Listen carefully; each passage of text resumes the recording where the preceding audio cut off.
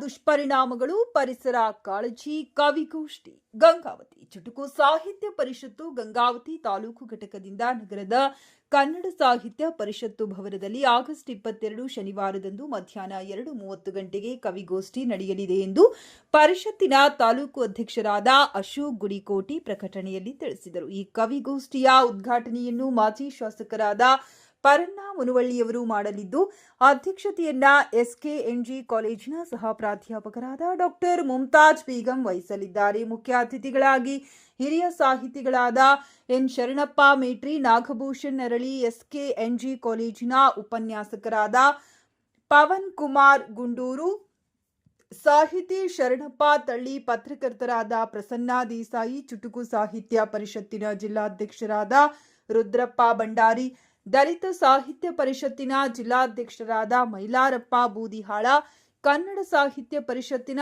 ತಾಲೂಕು ಅಧ್ಯಕ್ಷರಾದ ರುದ್ರೇಶಂ ಅರ್ಹಾಳ ಭಾಗವಹಿಸಲಿದ್ದಾರೆ. ಕಾರ್ಖಾನೆಗಳಿಂದಾಗುವ ದುಷ್ಪರಿಣಾಮಗಳು ಹಾಗೂ ಪರಿಸರ ಕಾಳಜಿ ಕುರಿತು ಕವನ ವಾಚಿಸಬಹುದು.